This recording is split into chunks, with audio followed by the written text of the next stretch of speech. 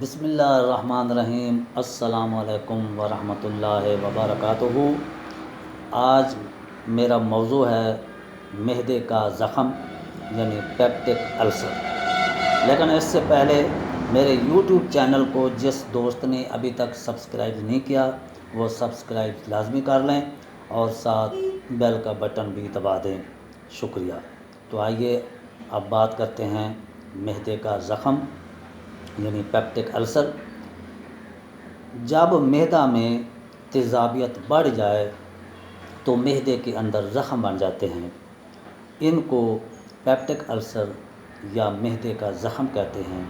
اس کی وجوہات جو ہیں وہ یہ ہیں: جو لوگ بکثرت تمباکو نوشی کریں، وہ لوگ جو زیادہ شراب استعمال کریں، وہ لوگ جو چائے کا بہت زیادہ استعمال کریں، یا وہ لوگ جو زیادہ تر یونانی دیسی ادویات کا زیادہ استعمال کریں یا ایلوپیتھ ادویات کا زیادہ استعمال کریں، خاص کر اسٹیرائڈ کا استعمال کریں، تو اس سے معدے میں زخم بن سکتے ہیں۔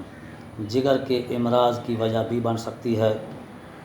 تھائرائیڈ غدود کی رطوبت کا بڑھ جانا بھی اس کی وجہ ہے۔ تو اس میں سب سے پہلے تیزابیت بنتی ہے۔ جب تیزابیت بڑھ جاتی ہے، اگر اس کا علاج نہ ہو تو پھر یہ معدے میں سوزش ہو جاتی ہے۔ جب معدے میں سوزش ہو جاتی ہے اور اس کا علاج نہ ہو سکے تو اس کے بعد اس میں معدے میں زخم بن جاتے ہیں، اور معدے میں جو زخم بنتے ہیں بعض اوقات وہ بعد میں کینسر کی شکل بھی اختیار کر جاتے ہیں۔ تو آئیے اس کے علاج کی طرف آئیں۔ اس کا علاج کرنے کے لیے ادویات ہومیوپیتھ کا استعمال کرنے کے ساتھ ساتھ مریض کو بستر پر آرام کرنا بہت ضروری ہے، یعنی ریسٹ بھی اسے کرائی جائے، تو پھر وہ زیادہ ادویات اس میں یعنی کام کریں گی۔ تو میں نے اس معدے کے زخم کی ادویات کی 3 کیٹیگری بنائی گئی ہیں۔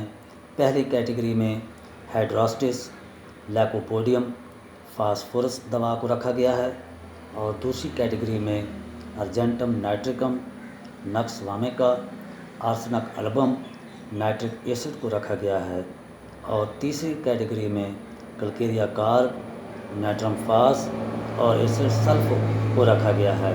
تو یہ 3 کیٹیگری بنائی گئی ہیں، یعنی اگر یہ ادویات استعمال کرائی جائیں تو معدے کا زخم ٹھیک ہو سکتا ہے۔